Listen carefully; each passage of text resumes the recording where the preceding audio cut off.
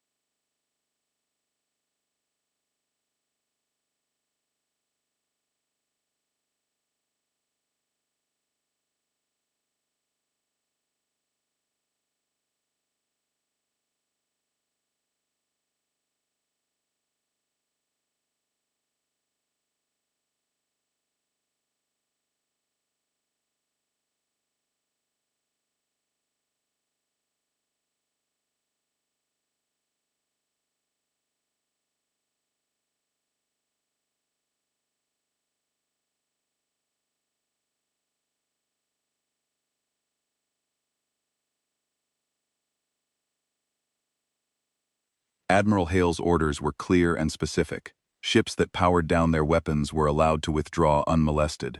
Ships that continued firing were engaged. We were not here to end the Kreth. We were here to stop them.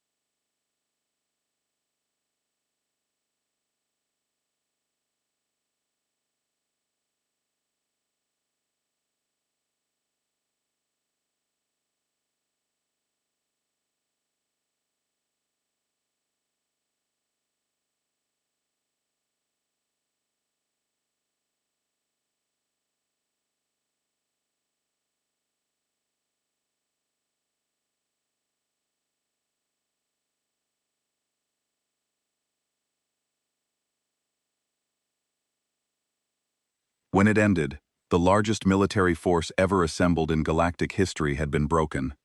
Thousands of disabled Kreth ships drifted in the outer system, their weapons cold, their engines dark, their crews alive and waiting for rescue or capture. We had not sought to end them. Admiral Hale had been specific about that from the first moment of planning. Disabled ships were to be left alone. Escape pods were not to be targeted. Medical distress signals were to be acknowledged. We were proving something with this battle, and what we were proving was not that we could destroy an empire, but that we could defeat one without becoming what we fought against. The Bridge of the Vigilant was quiet after the last Kreth warship limped past the system perimeter and folded out. The quiet was not peaceful. It was the quiet that comes after enormous noise, the ringing absence of sound that sits in your ears and your chest and makes normal breathing feel like an achievement. I looked around at the officers I had served with for years and saw the same expression on every face. Not triumph, not relief. Something closer to disbelief. The slow realization that we had done the thing we had spent our entire careers preparing for, and we were still here. Lieutenant Grant was the first to break the silence. "All frequencies are flooded," he said. His voice cracked and dry. "Every monitoring station in the galaxy is transmitting. The battle data has already been shared across 17 diplomatic networks. The whole galaxy was watching." "Then let them hear what we have to say," Admiral Hale replied. She straightened her uniform, touched the insignia on her collar, a small Earth surrounded by stars, and opened the broadcast channel.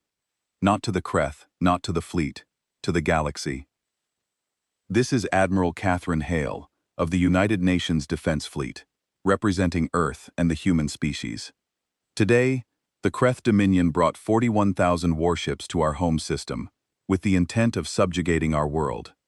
They have been defeated. They have not been destroyed. We chose to let them leave, because the purpose of this fleet has never been conquest." She paused. "Earth did not build these ships to rule anyone. We built them because 63 years ago, we learned that we were alone, that no one would come for us, that the galaxy had decided we were not worth protecting. So we decided to protect ourselves. That decision is what you witnessed today."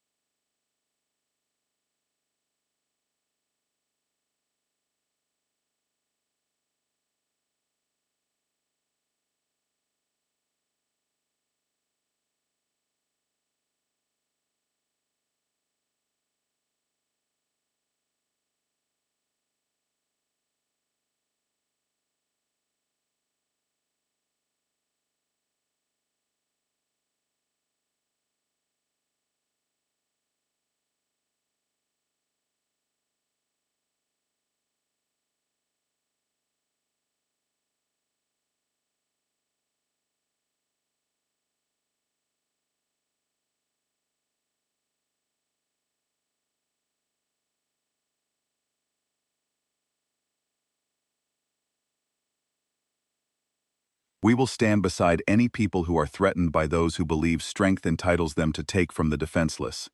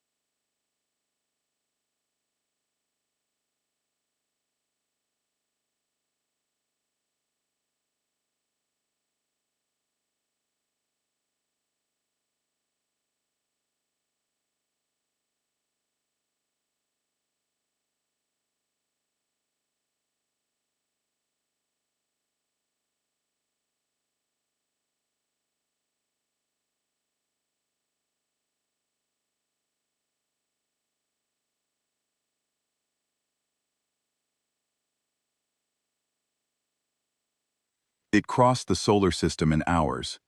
It would reach the nearest inhabited systems in days. It would eventually reach every corner of the galaxy that had a receiver capable of picking it up. And every species that heard it would know that the universe had changed. The Kreth Dominion fell apart within a year, not from the battle itself, but from the idea the battle represented. For 4 centuries, the Kreth had maintained their empire through the belief that they could not be beaten. Vassal species submitted because resistance was understood to be pointless. Subject worlds obeyed because defiance was understood to be extinction.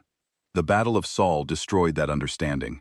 It proved, in front of every watching species, that the Kreth could lose. And once that proof existed, the empire it supported could not stand.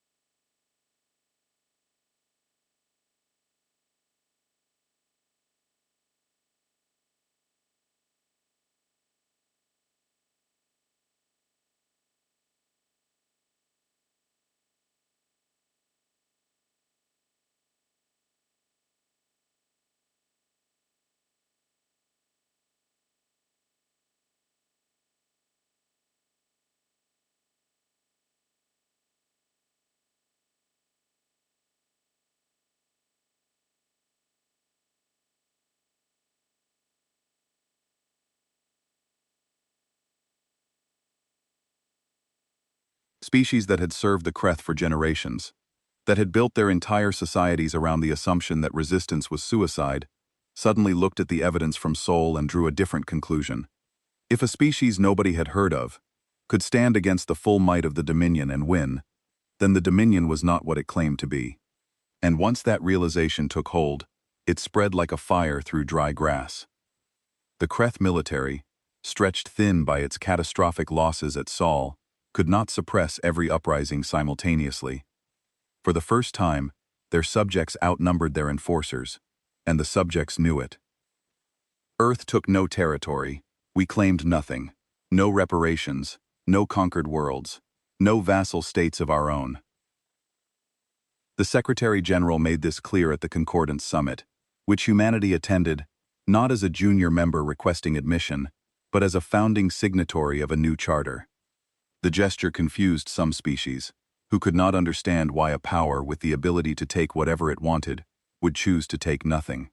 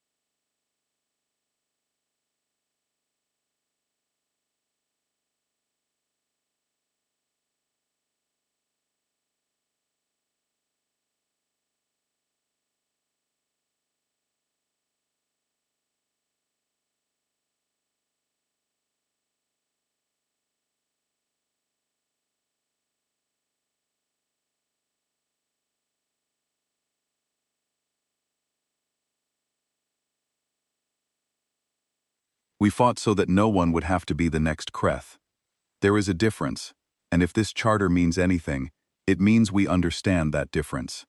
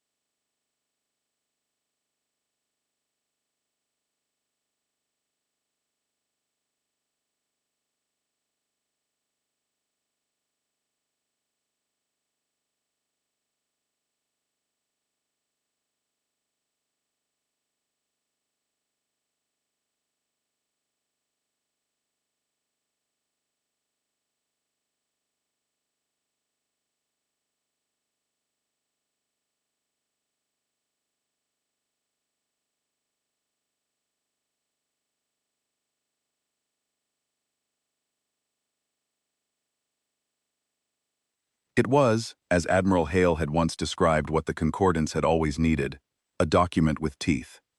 The Vishari signed it. The Peluri signed it. The Thenic signed it. 12 other species signed it, including 3 that had initially opposed Earth's inclusion in galactic affairs. Ambassador Seleth Ka personally co-authored the collective defense provisions, working with our diplomatic team for 14 days straight, and in a private conversation with me months after the ceremony, admitted that the quarantine system had been more than a bureaucratic error. It had been a moral one. Not because it failed to contain us, but because it was built on the comfortable assumption that ignoring a species was the same as dealing with one.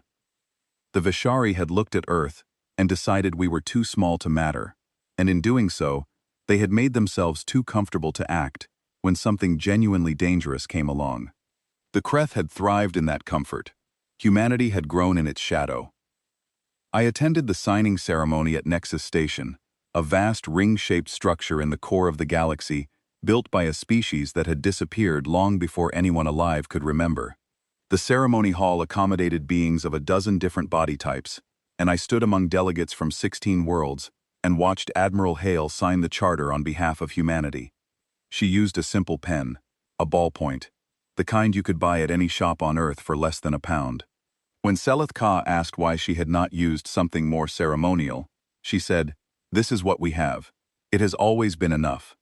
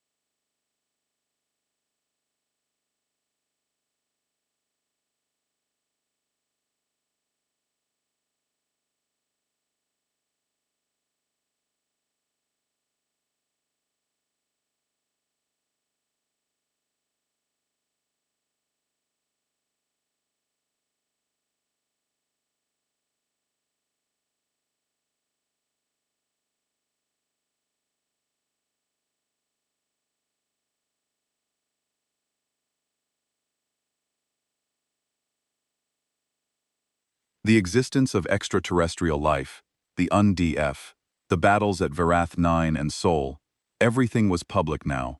People were processing it the way people process enormous change. Unevenly, loudly, and with a tremendous amount of argument. Some called us heroes. Some called us reckless. Some demanded to know why they had been lied to for 6 decades. The conversations were messy and passionate, and exactly what you would expect from a species that had just been told the universe was bigger and more dangerous than they had imagined. I took a train to Norwich. I walked through streets that looked exactly the same as they had the last time I visited. Red brick and green hedges, and the smell of rain on old stone. I knocked on Lucy's door. She opened it and looked at me. She had seen the news. She had watched the broadcasts, the footage from Seoul that had been declassified and released to the public, the shaky sensor recordings of dreadnoughts firing and Kreth ships folding in on themselves, the Secretary General's address explaining 60 years of secrecy. She had put together the pieces on her own, the way intelligent people do when the evidence finally becomes too heavy to ignore. The brother who was never available for Christmas. The vague answers about his work. The way he always seemed tired in a way that had nothing to do with grading papers or writing research proposals. The way he sometimes went quiet in the middle of a conversation, as if listening to something she could not hear. "You could have told me," she said. Her voice was steady, but her eyes were not. I could not.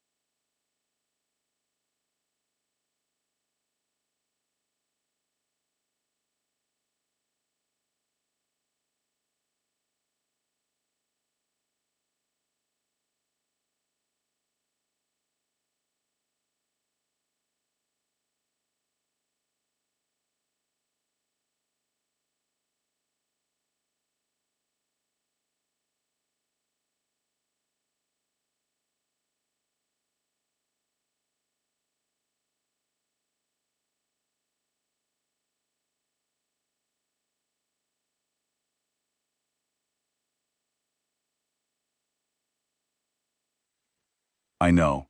She looked at me for a long moment, and I could see her recalculating 24 years of conversations, 24 years of Sunday calls and holiday visits and careful lies, re-examining every memory through the lens of what she now understood. Then she pulled me into a hug that lasted longer than any I could remember. When she let go, her eyes were wet, but her chin was set in that stubborn way she had inherited from our mother. "Come inside. I made soup. It has too much salt."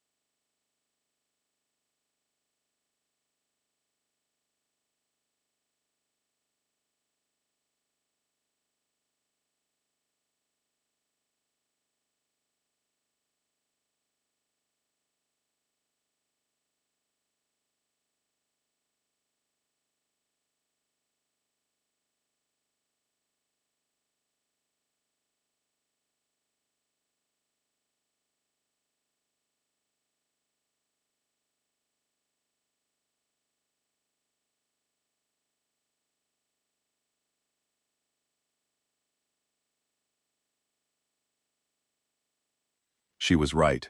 It was far too salty. I finished every drop, and it was the best meal I had ever had, because I was eating it as myself, not as the professor, not as the cover story, as Daniel Shaw, Commander, Undy, sitting in his sister's kitchen, with no more secrets between them. The relief of that, the sheer lightness of being known, was worth more than any victory speech, or charter signing, or galactic broadcast. The next day, she asked me to visit her school. Her students had questions that their regular teachers could not answer, and Lucy thought that maybe, just this once, her brother's actual expertise might be useful.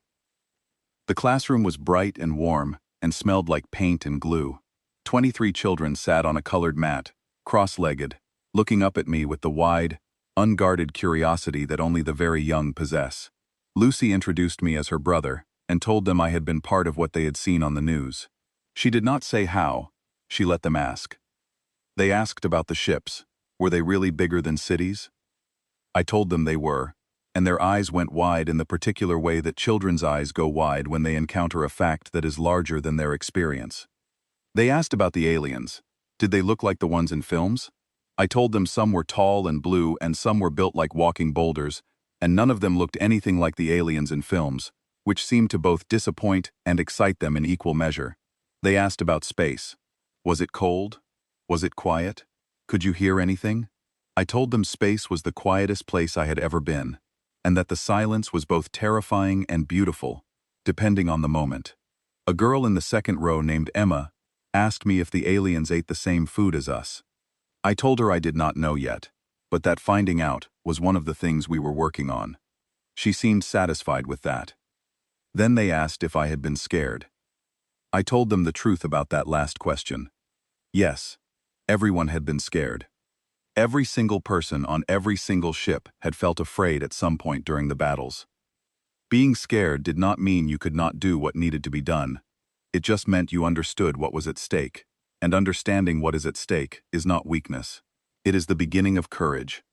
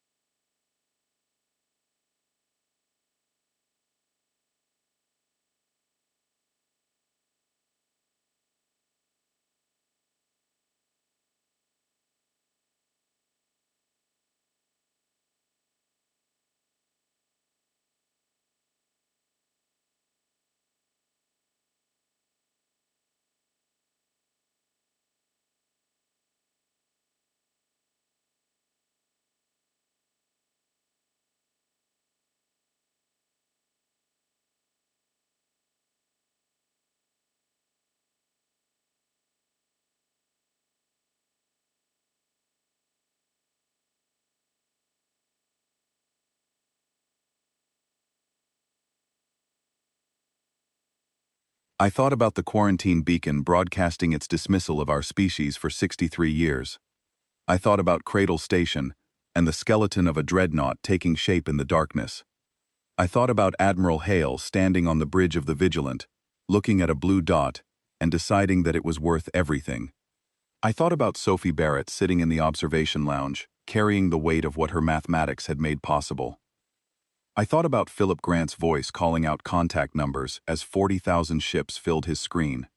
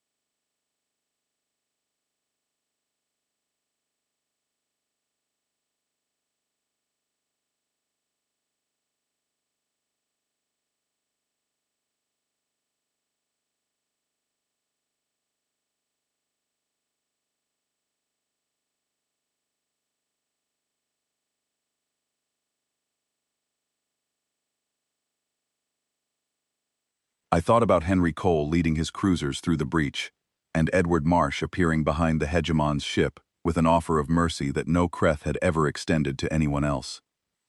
I thought about every person who had served in the Undefef, every engineer, every pilot, every analyst, every officer who had given up a normal life to build and crew a fleet in secret, knowing they might never be thanked, hoping they would never be needed, and showing up anyway, every single day, because some things are worth protecting, even when no one knows you are doing it.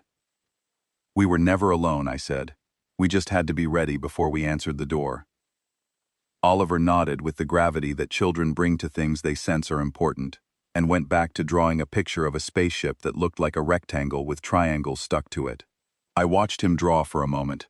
He added a small circle near the front that I think was meant to be a window. Then he drew tiny stick figures inside, gave one of them a smile, and held the picture up for Lucy to see. She put it on the wall next to the other drawings, and Oliver looked at it with quiet pride. That picture is still on Lucy's classroom wall. I have seen it every time I visit. It is not a technically accurate representation of a Warden-class dreadnought, but it captures something that no blueprint ever could. The idea that a ship, no matter how large or how powerful, is only as meaningful as the people inside it. I left the school and walked out into the afternoon. Norwich was golden in the late sunlight, ordinary and beautiful in the way that ordinary things become when you understand how close you came to losing them. The sky was blue, the same blue it had been for billions of years, the same blue it had been when we were behind the fence, when we were building in the dark, when we were nothing to the galaxy.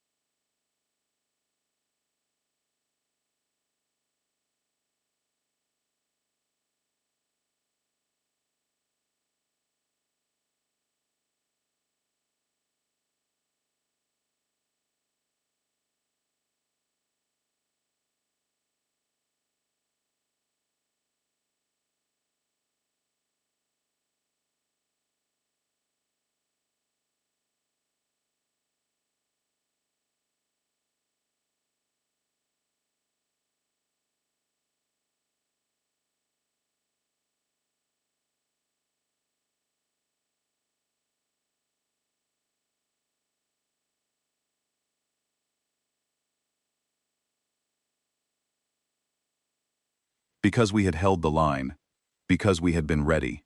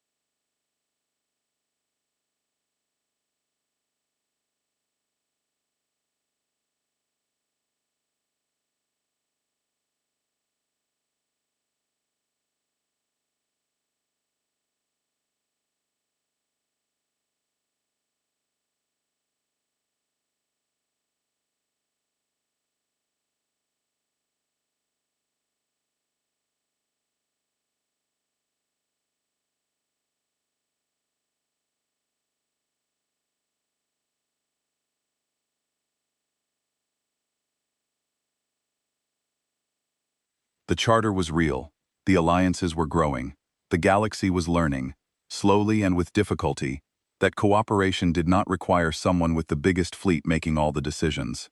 It required trust, and trust required proof, and proof required time.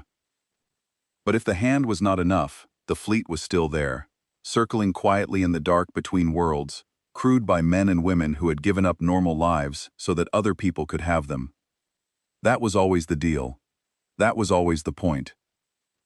I walked home through streets that smelled like rain and fresh grass, past people who smiled at strangers and complained about the weather, and had no idea that the man walking among them had helped save everything they knew. That was fine. That was exactly how it was supposed to be. The silence was over. The galaxy knew our name, and the world the silence had protected was still here, still turning, still stubbornly and beautifully alive. That was enough. It had always been enough.